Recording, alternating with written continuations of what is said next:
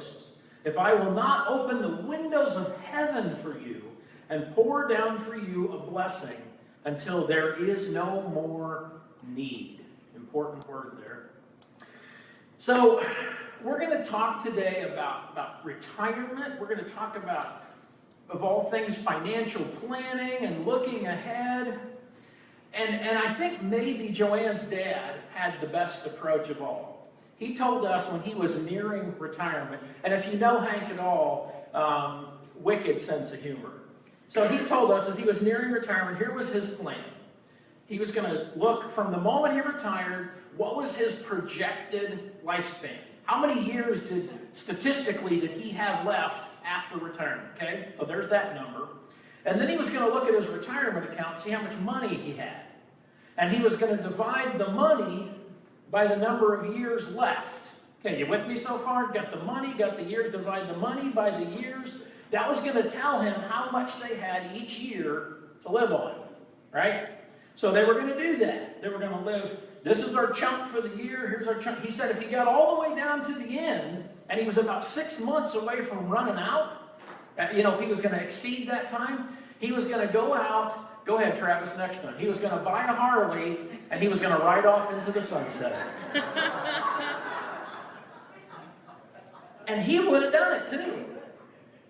So we are looking at a brand new series. I'm excited about this one because although I've preached about the prodigal son before in my career, I've never preached this whole series on the prodigal son. It's not a very long story, and yet it really struck me that it's got an awful lot to say to us. So we're going to be walking through the story of the prodigal son. I'm calling it The Long Journey Home.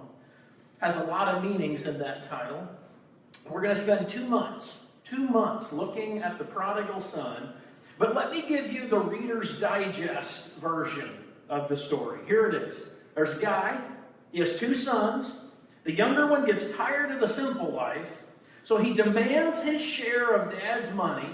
And then he goes off to the bright lights in the big city where he squanders every penny Dad gave him on wine, women, and song. Go ahead and back up one, Travis.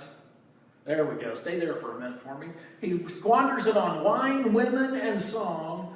And in the end, he eats hog slop. Literally. Well, then he crawls back to Dad, who welcomes him with open arms and throws a big party. The older son gets hacked off. Dad says, buck up. The end. There you go. That's the Reader's Digest version of that. But all boiled down versions aside, this story is a masterpiece of storytelling. It's a masterpiece of storytelling. It has vivid details. It actually takes real customs and legal procedures and it builds them into the context of the story. It has a powerful emotional and spiritual impact. Now, Travis, let's read the beginning of that. It's first few verses, 11 through 13. Jesus continued, there was a man who had 2 sons. The younger one said to his father, Father, give me my share of the estate. So he divided his property between them. Not long after that, the younger son got together all he had, set off for a distant country, and there squandered his wealth on wild living. Okay, so one thing I think we need to talk about in relation to this story is that there are 3 primary ways that you can become lost. First of all, you can be lost based on the intentional actions of other people. Other people can intentionally do things to get you off the path and get you lost. Secondly, you can become lost through the capriciousness of life. Stuff happens. No control over it. It just happens, and there you are in the midst of it. The third way you can get lost is you can choose to be lost. You know exactly what you're doing while you're doing it, and you choose to thumb your nose at the world and get lost anyway. That's the younger son in this story. He chooses to be lost. He thumbs his nose at his dad, at his heritage, at his life, and he heads off to a distant country. Gets lost. So, again, two sons, guy, Younger son doesn't want to wait till dad kicks the bucket to get his money. He wants it now. He wants it all, and he wants it now. So the question is, how much does the younger son get? You know, we would think 50%, right? 2 sons, 50%. That's how a lot of people would structure their will. 2 kids divided in half. That's not the way it worked back in the ancient Near Eastern world. The older son, the oldest son, would get a double, what was called a double portion. He would get double everybody else. So in this case, older son gets 2/3 of what dad owns, which means younger son gets 1/3 of what dad owns.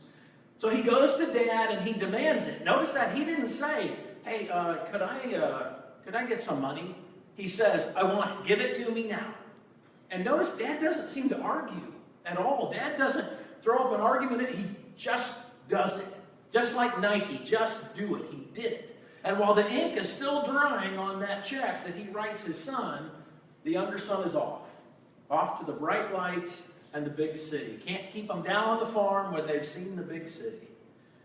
Now, a couple words I want to talk about here, a couple of Greek words that I want to talk about as we start to move on. Go ahead and go to that next blank slide. Back up just one. There you go, right there. So a couple of Greek words I want to look at that we're going to talk about that impact the story. The first one, the word he says is, go ahead, Travis, property. He says property. Went to his dad about his property. The Greek word is, next, ousia.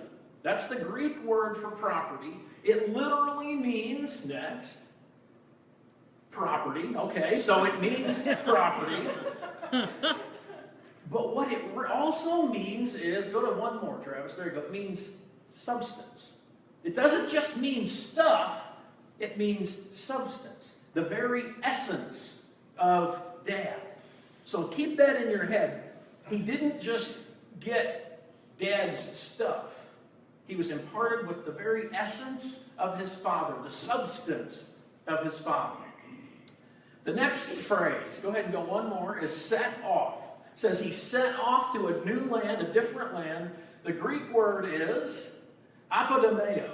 Apodomeo.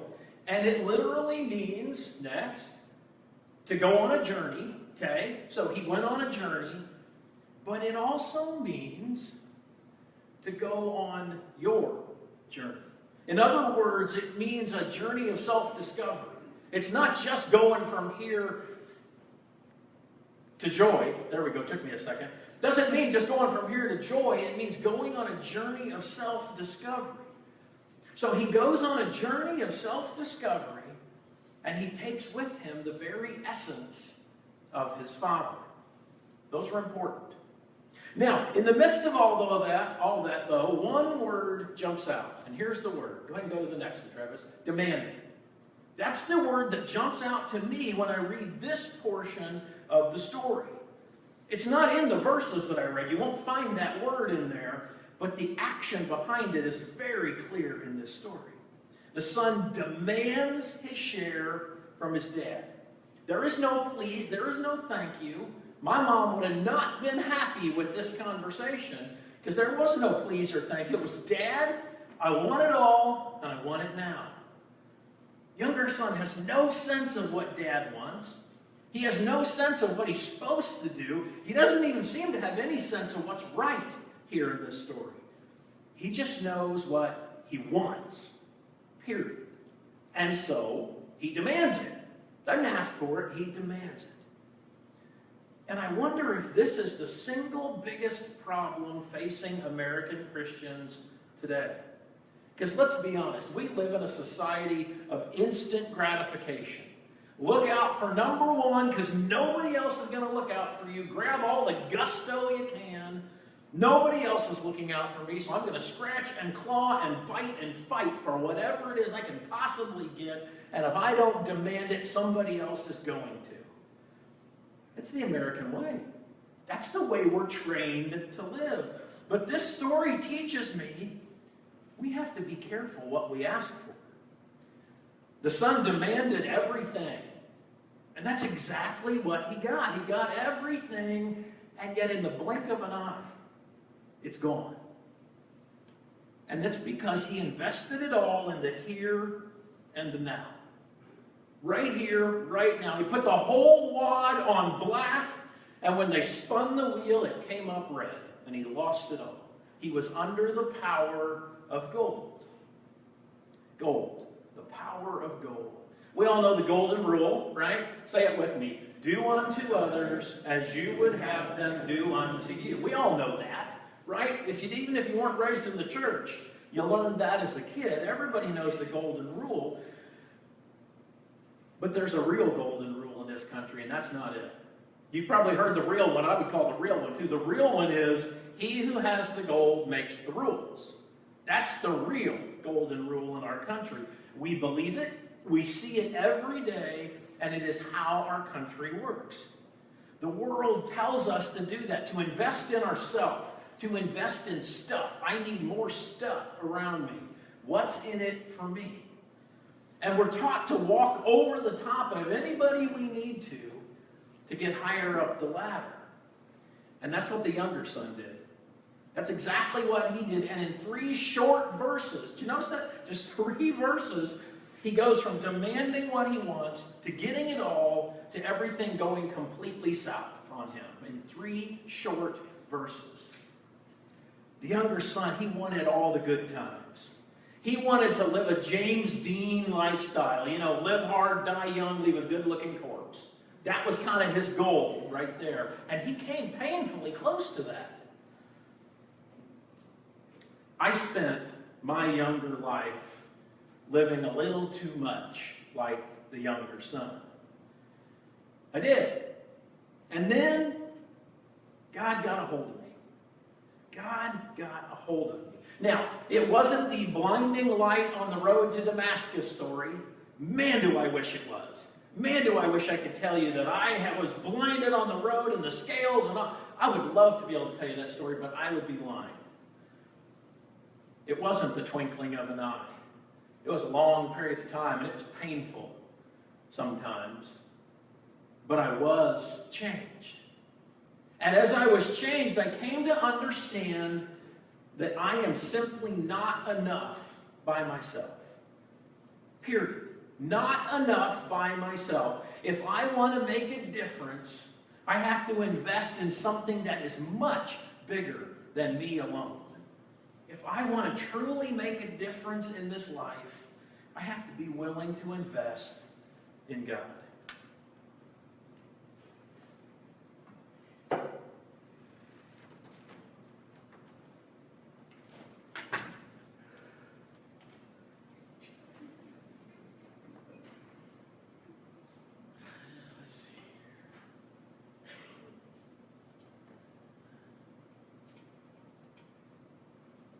Well, we got the water bill. And, yeah, we got the light bill. What else we got here? Oh, there's the mortgage payment. Yeah. Put those aside, huh? Oh, here's a letter from the Aledo United Methodist Church. I think I'll read this one. Them other ones, they can wait. Well, good morning, honey. Good morning, honey. What are you doing? Well, I just reading the mail. You know, we got the regulars. We got the light bill and the water bill and the mortgage payment. And then I run across this letter from the Aledo United Methodist Church. Looks like it's time to make our commitment for 2017. Did you see all the things in this letter, what the church has done last year? Just look at this stuff. Yes, they have put together a list. The attendance, education record, 36 new members. This is impressive, and the church paid all its bills on time. That's pretty good, I would say. We have a lot of ministries going on. Yep, they got a list of them too. All kinds of stuff here. Spiritual growth and worship. You know, I really like that rock and worship service they put together. I really hope we can add attendance to that next year. And youth. Look at all the stuff in the youth here. Did you know that the Girl Scouts meet here every week? Well, our mission is to connect people to Jesus Christ. And Wednesday night fellowship, that's one of my favorites. Well, mine too, but what do you really like about it? Do you like going to work and serving with the fans in the stands and serving that meal? Or do you just like coming to eat? I like both. It's great giving feeling and great fellowship. And you know what else? I think there's some people that come because they really need that meal. And they need the fellowship. And look at the outreach and ministry. Do you know how many people ride the bus to church every week? And how many wouldn't be able to attend if we didn't have our great elevator? Well, I know I counted 12 walking with assistant devices in church just last Sunday. What a great mission this has been to have both of those projects. There are just so many ministries, and they all provide great purpose and meaning to our church while connecting people to Jesus Christ. Well, you're right. And most of them cost money. Yes, and since God has provided for us, we need to continue our commitment to our church every month. Every month, like even in the summer when we go camping? Sure, we do that now. We do auto bill pay, which allows us to pay our church commitment every month on time. I'm sure all banks offer this service. So you're saying, even when we're camping, the church gets our commitment every month on time? Yep, and they need it every month with everything they do, don't you think? Boy, that's for sure.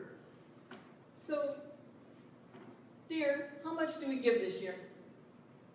Well, you know, the next page in the letter has got some really good guidelines for just that purpose alone. Look at this.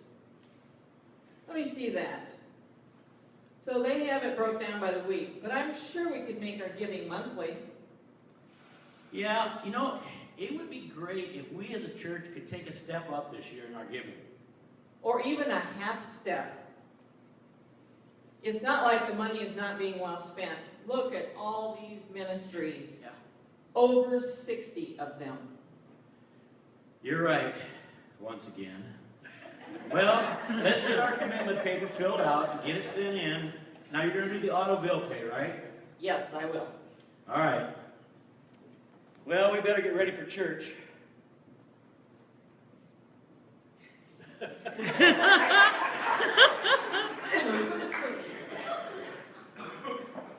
God put us on this earth to give, not to take. God made a commitment to us. Can you Can make you a commitment to Him?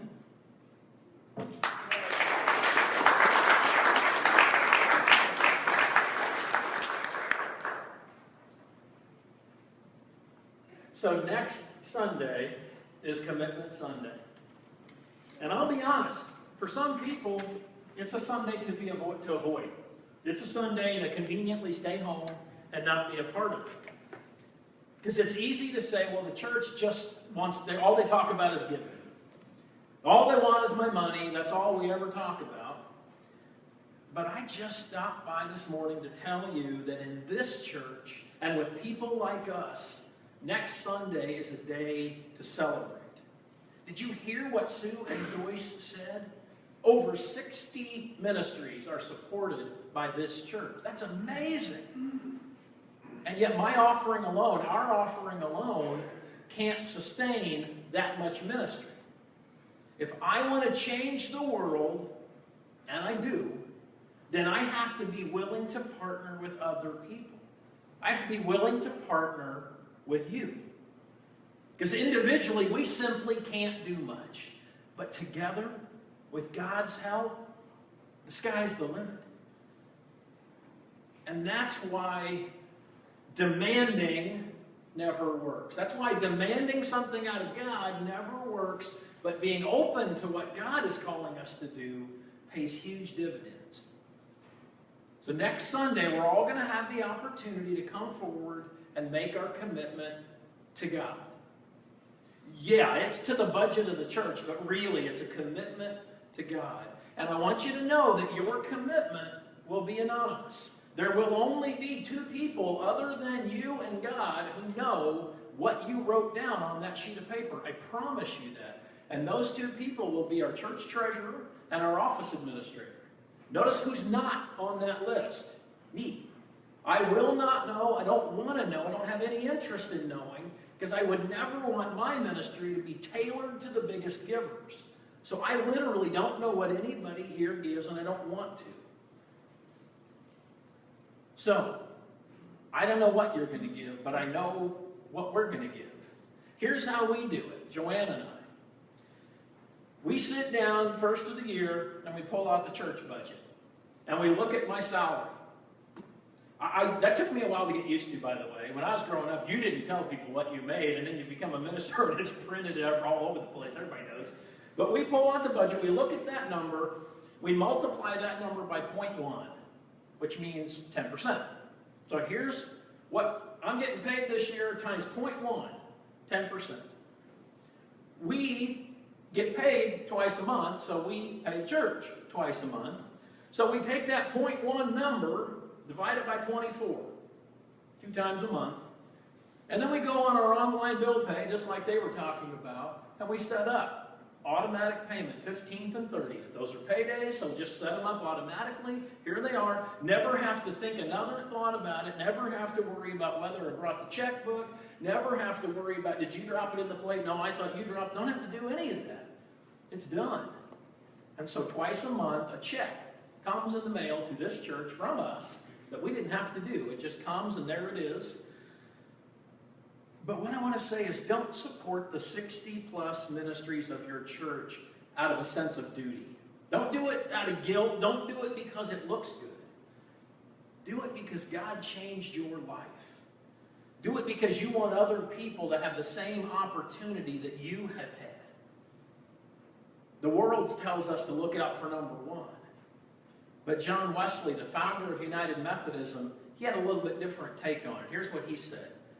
Do all the good you can, by all the means you can, in all the ways you can, in all the places you can, at all the times you can, to all the people you can, for as long as you can. Let's look at one more scripture before we close. Romans 12:2. Go ahead and go to that slide, Travis. There we go. Do not be conformed to this world, but be transformed by the renewal of your mind, that by testing you may discern what is the will of God, what is good and acceptable and perfect. Because like the younger son, we have an inheritance, ousia, the very substance of God. And like the younger son, we are on an apodemeo, a journey of self-discovery. And I, for one, just can't wait to see what that journey will be like and where it will lead us in this new year. Would you pray with me? Father God, I thank you. I thank you for a new year, a new possibility.